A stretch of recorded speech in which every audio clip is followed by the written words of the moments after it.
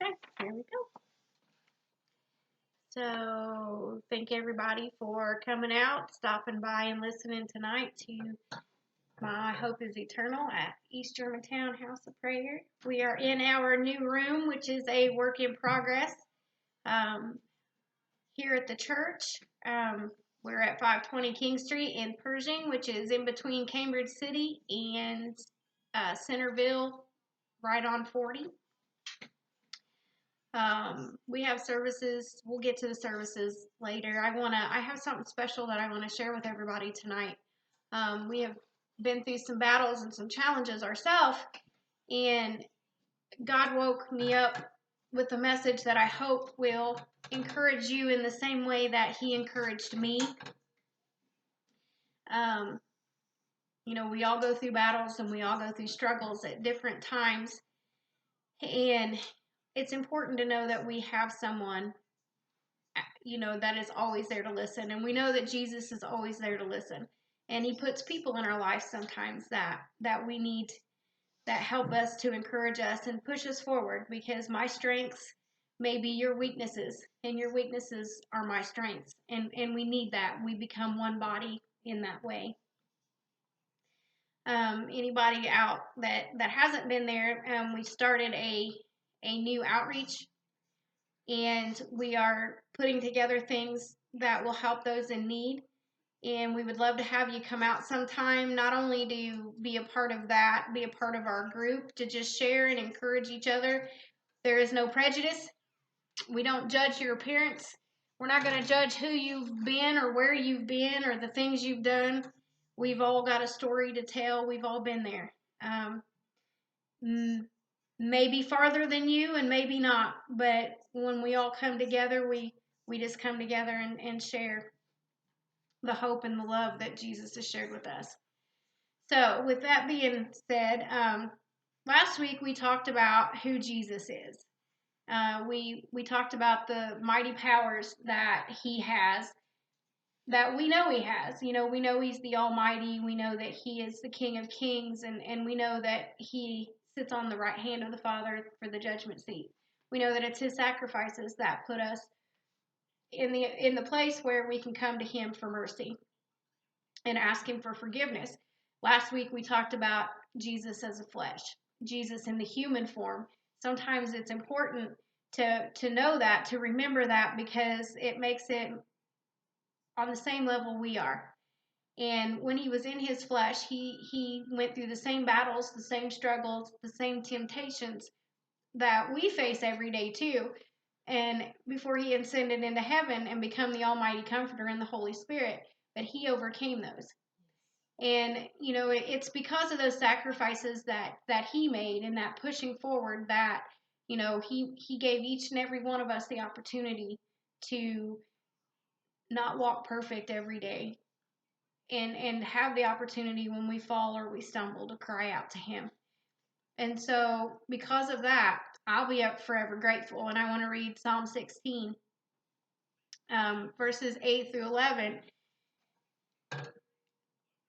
I have set the Lord always before me, because He is at my right hand, I shall not be moved. Therefore my heart is glad, and my soul rejoiceth. My flesh also rests in hope. For thou wilt not leave my soul in hell, and neither wilt thou suffer thine Holy One to see corruption. Thou wilt show me thy path of life, and in thy presence is fullness of joy at the right hand, and there are pleasures forevermore. It doesn't matter. There's no place that we can go that we can hide from God. And He's promised that even in the depths of hell, He knows where we are. And in our darkest times, He's always there to pull us out if we just cry out into His name. Before we get into hell, bear with me. I've got to find my drums for my baby. Once we step into eternity, if we step into that place called hell, there is no coming back. There is no calling out for Him. There is no more mercy. There is no more grace. That's not the message. We'll go on to something different. So,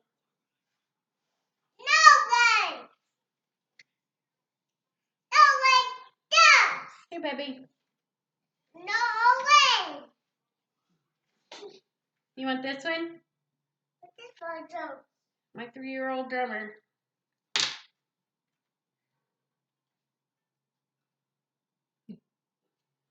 Okay, behave.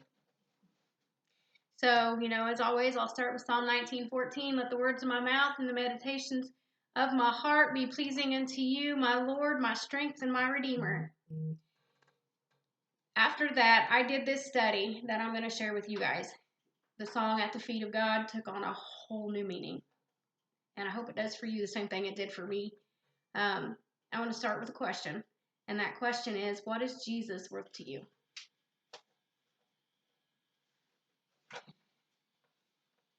Now, we know that to worship Jesus or to worship something is to sacrifice something that is more precious than anything that we have, to give something that is precious to Jesus or whatever that we're worshiping. It should be Jesus. And if we have idols, you need to place them somewhere else. But what would that be for you? Would that be your time? Your money, your job, your reputation, habits, people? Do we always want to say, are we too busy for God? Are we too busy to take 5 minutes out of our morning and pray or call out to Him or read His Word? That's how we learn, and that's how that we are equipped to fight the battles, is through the Word of God. Are we too busy? Are we too tired? To take that 5-10 minutes out of every day. Do we think that because we pay our tithe, or we drop $1 in the offering plate here and there, that's enough, that is our sacrifice to Christ? Well, first of all, we know that the Bible tells us, and it's not always about money. It isn't always about money. The 10% that we give is a minimum that God has asked us to give, and that is, of course, the New Testament, money-wise, He tells us to give it all. Yes. That has to do with your time. That has to do with money. That has to do with, prayer time. That has to do with reading time. It has to do with worship time. Coming to church. Are you willing to sacrifice that ball game to come to church? Yes. and do what God has called us to do, and that is come together in an assembly where we edify and exhort one another, where we learn and become one in Christ? Are you willing to give up? Is it enough for you to give up? Are you afraid that if you sacrifice who you are now, that people won't like you anymore? What is precious enough to you that would you be willing to give that up for Jesus? His sacrifice that He made, He gave up His life. Was that enough? Was that enough for you to want to give back to Him anything? He's given us His forgiveness. He's given us unconditional love. He's given us freedom. He's given us an eternal hope. And is that eternal hope enough to you to sacrifice what is holding you back? So we're going to take a little journey through the Gospels and talk about a woman named Mary. And what we do know is Mary was a sinner who gave the most precious and valuable things that she owned to Jesus. Not only her earthly possessions, but she completely surrendered herself to Him. So we'll go to Matthew chapter 26 first, which is 26 verse 6 through 13. And I'm actually going to read them this time. I know a lot of times we don't read them, we just state them, and it's because it's important. So Matthew chapter 6 verse 6 says, "Now when Jesus was in Bethany, in the house of Simon the leper, there came unto him a woman having an alabaster box of very precious ointment, and poured it on his head as he sat at meat. But when his disciples saw it, they had an indignation, saying, To what purpose is this waste? For this ointment might have been sold for much and given to the poor. When Jesus understood it, he said unto them, Why trouble ye this woman? For she hath wrought a good work upon me.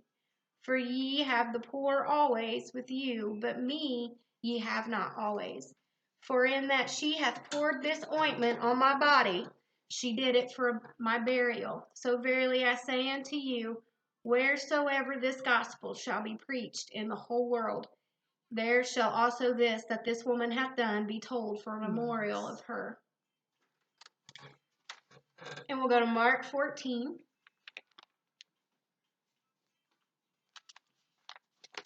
It's important to read them all three.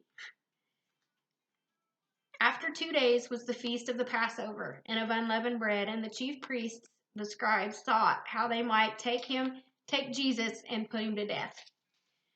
But they said, Not on the feast day, lest there be an uproar of the people.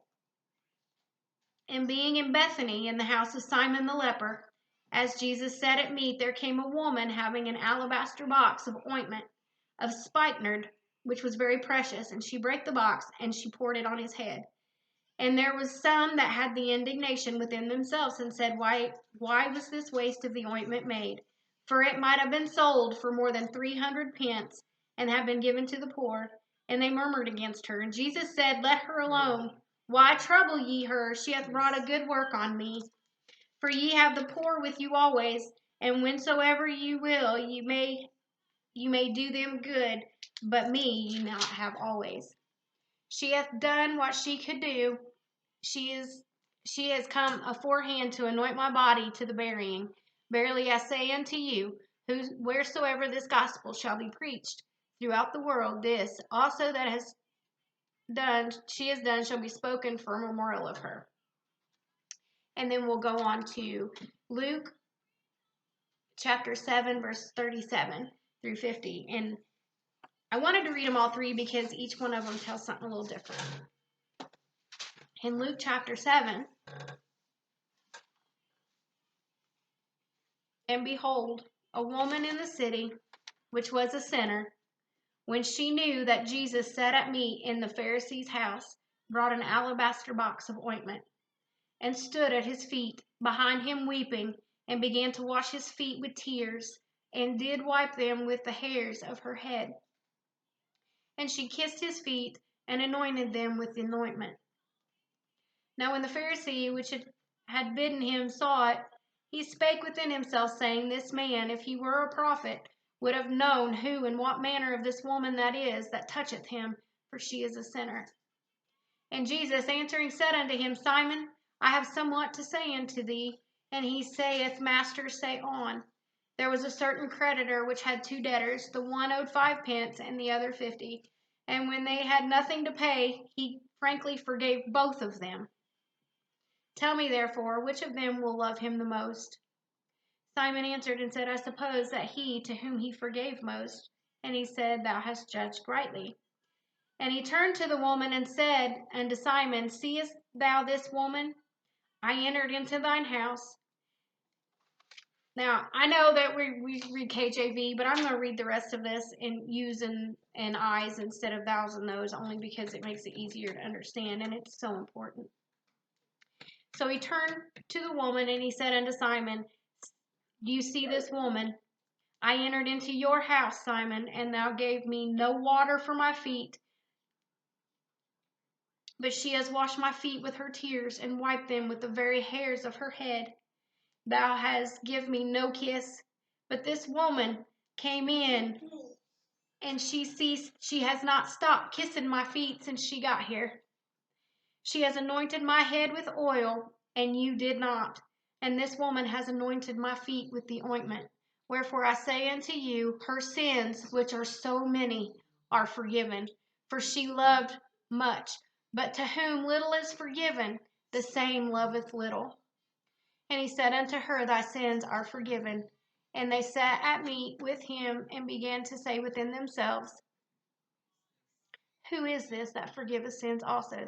And he said to the woman, Thy faith has saved thee. Go in peace. And it's important that I read all three of those. And I've lost my little setup here. So, the first significance that I want to talk about is the alabaster box.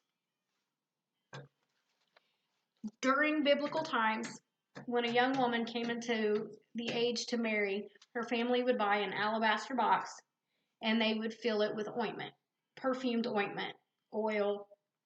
The size of the box and the value of the contents that was inside would display how much wealth her family had. And if, when the time came and she received a marriage proposal, if she accepted, then she gave that box of oil to her husband and she became betrothed to him. And, break it down into simple terms, that just simply means that they became one. They became husband and wife. And that's a very important point to remember as we go through this. It's where I started to break. So let's look through what we read in the scriptures and what we can see. Each one of the three gospels that we read is the same story, and it's just different accounts of the three different apostles or storytellers, or however you want to say it. It's how they've seen it, the three different accounts. So, okay, rambling, sorry. But we'll put them together what we can see. And one of those, we see that Jesus is a guest at a feast. He's been invited by a Pharisee. Maybe he was invited out of curiosity. Maybe it was just to ridicule him. We know it was not out of respect. We read that. He wasn't given water to wash his feet. He wasn't given the oil upon his head. We know that the Pharisees were out to seek to kill him and wanted to know how, but they wouldn't do it on the feast. And so here's Jesus in this home around a bunch of people who were probably making fun of him. And we know that, they had been out traveling, hiding in the wilderness. They were dirty. They probably smelled horrible. We know that they were there to eat, or they were there at the feast, and his disciples were with him.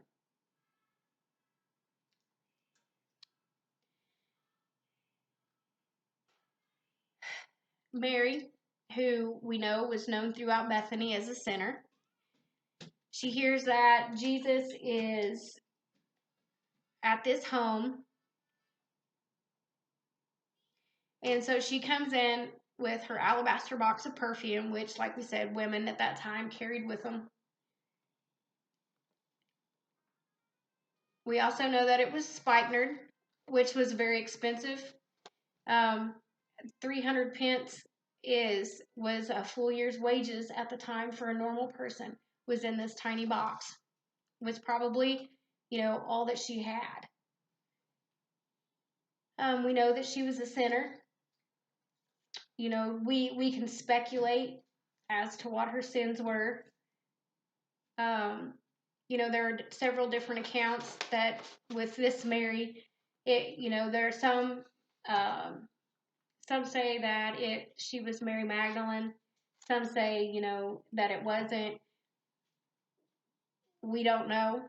We'll know when the day comes, but for now, she's Mary of Bethany, and she was a sinner.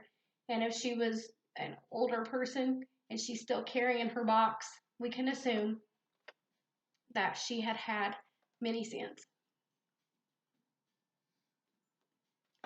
She sees that no one had respected Jesus enough to care for him as it was customary.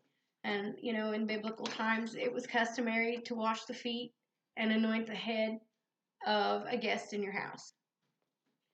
With a broken heart and without a second thought of not only the loss,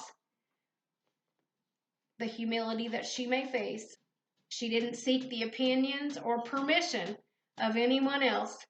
She just knew that she needed to anoint the Lord, and she needed to do it with the most precious things she had. And she broke the alabaster box. The importance of that, you need to remember too, she broke it. Once that box was broken, it couldn't be used for anything else ever again. It was broken. It was done. How many times have we read, have we heard the preacher, have we heard somebody tell us that First, God will never fill an old vessel with new wine or with new ointment, and so it's important to remember that. She could have just taken the lid off, used the box for something else, emptied out her oil, or maybe she could have been tempted not to use the oil, all of it, and put some of it back and saved it. So by breaking the box, she made a complete sacrifice. Yes. No temptations, no turning back. She gave it all that day. She betrothed herself to Jesus. She gave herself, remember the significance of the box. Here's Mary, a sinner, who people look down upon, kneeling at the feet of Jesus. Mary had taken her place as his servant. She uncovered and let down her hair, which is something that Jewish women didn't do during that time, not in public. She humbled herself and she laid her glory at his feet, which it goes into a little bit more in 1 Corinthians chapter 11, verse 15. Using her tears as the water and her hair as the rag, she washed and dried the feet of Jesus. She then breaks the alabaster box and pours the contents of this precious, expensive, perfumed ointment on the head of Jesus. And again, using her hair, rub that perfume ointment on the feet of Jesus while she continued to weep. The others in the house, not only the Pharisees and the onlookers, but also the very disciples of Jesus, were in shock and probably disgust. How could she, a dirty, sin-filled woman, touch this Son of Man? How could she waste that entire box of perfume that, had she not been given to marriage, she could have sold to the poor? She could have sold to give to the poor, sorry. Imagine how she felt being ridiculed by the very disciples of Jesus. How many of us have been hurt by those who claim to be the very disciples of Jesus? Her heart must have been broken, just like that alabaster box. To the master of the house, Simon, Jesus told him, "You gave me no water to wash my feet, and you did not anoint my head with oil. But this woman has used all that she has for me. Therefore her sins, which are many, are forgiven. For she loved me with much and all that she had." We know that we read through those scriptures that Jesus stops the criticism, and he tells his disciples, his very own disciples, because she had done a good work for him, leave her alone. We see that he told them that they could go help the poor at any time, but he would not be there much longer. They would not have the opportunity to show their love in person for very many more days. And he's telling them that she provided the ointment for his burial. Of course, they had no idea what was yet to come, and they thought he was crazy for the things that he was even saying. The ointment for his burial, which is another custom. They would bathe, you would take the body of a deceased person, you would bathe it first. Then you would anoint that body with the flask, with the ointment. After the body was anointed, the flask or the box containing the anointment was to be broken and laid with the body in the tomb. Jesus knew that he was going to be put to death as a criminal in just a few short days, and that he would not be given the proper burial and the proper anointing. So by laying it on the heart of this sinner woman, who everyone looked down upon and had condemned, he bid her to come to him, to come in a place full of people who were going to look down on her, to make fun of her, to give him all that she had, to kneel at his feet as a servant, and prepare him for what was to come. And in return, he would set her free from all the sins, all of her shame, give her peace. And Jesus tells everyone there in that room that day that because of that, whenever the gospel was preached, and because whenever the story would go on, the story of Mary's love and devotion. Sorry, I'm freezing, so I'm I'm mixing up my words.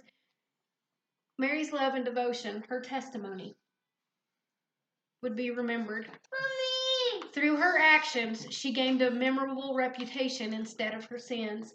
In Ecclesiastes chapter 7, verse 1, a good name is better than precious ointment. And at the end of the day, Mary had both.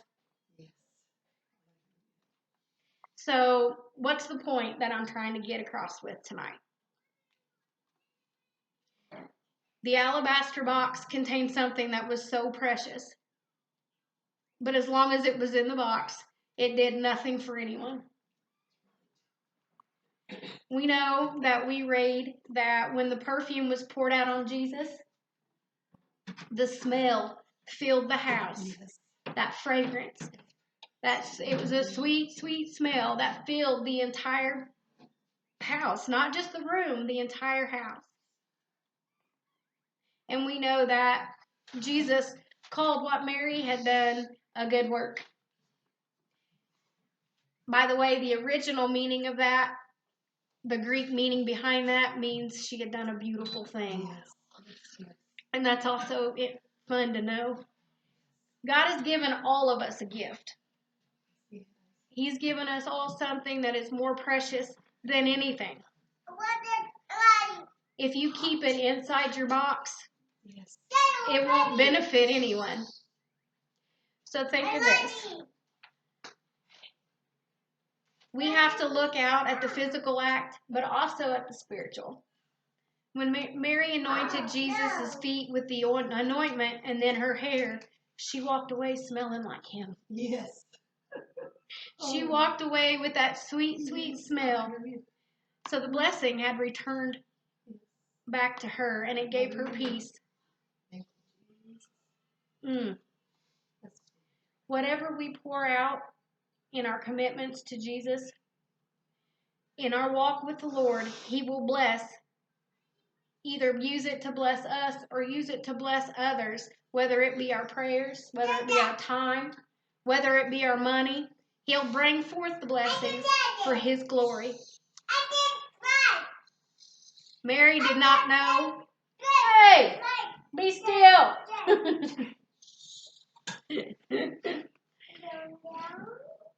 Mary didn't know that she was preparing Jesus for that burial. But can you imagine a couple of days later when she realized what God had used her to sacrifice her everything for? You know, it was, what an honor that God had chosen her. When we use what God has for us, when what Jesus has placed in our hearts, our desires for Him, when we use that, others will know, yes, without even talking to us, that we have been in the presence of God. We may not ever know what the purpose of something is until we step into glory. Again, how did Mary know that by breaking that oil on Jesus, she was preparing Him? Sometimes we do and say things that we may not intend to do or say under the Holy Spirit. When you belong to God, you will do and go through so many things, and you won't even know why. Mary gave all she had in earthly riches, as well as her love, her shame, her devotion, and her sin, and became His that day. She betrothed herself to Him and was set free. We all have an alabaster box hidden inside of us filled with precious ointment that's waiting to be released. There will always be consequences for breaking that box. We will face haters. We'll face backstabbers, two-faced people who don't understand. We'll lose friends. We face persecution. We have questions like, wow, what a waste of your life. Giving it to that. To what? And my favorite is, wait, what? She's doing what? Yeah. I knew her back when. Yes. Or I heard this or I heard that. Yes. But we can't let these type of people get in the way of our giving to God, giving our sacrifice and our worship and our praise unto Him. You know, we need to listen to that beck. We need to listen to that call when we hear Him. Had Mary not felt the conviction on her heart that day to carry her alabaster box to Jesus, He would not have had a proper anointing and she would not have been set free. We need to remember that we are a living sacrifice. Romans chapter 12 walks you through that for His glory. Jesus broke His body on the cross that He may save the world. We come to know Him and we want to give back to Him. We want to break out of our box. The devil doesn't like it, and he will always send distractions our way to make us worry, self-doubt. He'll make us worry the cost, or he'll try and humiliate us in any way that he can and make us not feel good enough to serve an almighty King. We have to push forward and remember, push past all of that and trust His plan because He did die to set us free. And we have to remember by looking at this story alone, the testimony of Mary, a sinful woman who everybody looked down upon, who was made fun of right there by the very disciples of Jesus Christ. Jesus stood up and set her free. He took her that day and gave her a new testimony and forevermore changed her name. She was not a sinner in the eyes of the people anymore. And even 2,000 years later, she is known for the precious gift that she gave Jesus Christ that day. Ladies, you're all an alabaster box of perfume waiting to be released. Hold that. Think on that. It is never too early. It is never too late. Because you are the most precious thing that you can give back unto Him. You have never gone too far to surrender yourself unto the Lord. He is waiting for you to come to Him. And so I'll end it again with a question. What is Jesus worth to you? If there's anybody out there that would like to know more, we're always available. We want to pray with you. We want to answer any questions that you may have. Our church information is listed. We have services on Tuesdays. We have our ladies on Thursdays. We have a prayer meeting on Fridays. We have Sunday services for you and your children at 10 a.m. on Sundays and again at 6 p.m. on Sunday evenings. You're always welcome. We know that we've all been in a place that isn't always satisfying or pleasing. We've all been in a place that we're searching for something and we don't know what it is, and we're all afraid sometimes that we've crossed the line. I'm hoping that with what we've learned tonight, you see that if you're feeling even just a little warmth in your heart, that's conviction. That's Jesus Christ calling out to you. And all He's waiting on you to do is call out to Him. If you have never cried out to Him or accepted Him, He's waiting to give you everything that He's given to us, give you a new name, to give you a new testimony. We have a phone number listed. We have Facebook references. We are at the church. Facebook is My Hope is Eternal. There's a page. Or if you want a private message, Sabrina, Sabrina Dione, that's me. And I can direct you to the other ladies. You're welcome to come to the church at any time. You're welcome to call us. My number is 765-338-9997. If your husband wants somebody to talk to, send him to the pastor. His name's Troy. His 765-338-1062. We want to pray with you. We want to show the love to you that Christ has shown to us. And like we started at the beginning, we're not going to judge your circumstances. We're not going to look our nose down on you. We are more understanding than people sometimes want to stereotype us as. just as sometimes before you come to Christ, you're stereotyped. Give us a chance sometimes. Just come on out, and if you don't like it, you don't have to come back. But come on out and sit with us for a while. You never know. You may just like us. So we love you. God bless you. And we hope to see you soon. And break open that alabaster box, ladies. God, Jesus is waiting on you. There is a purpose, I promise. See you next time.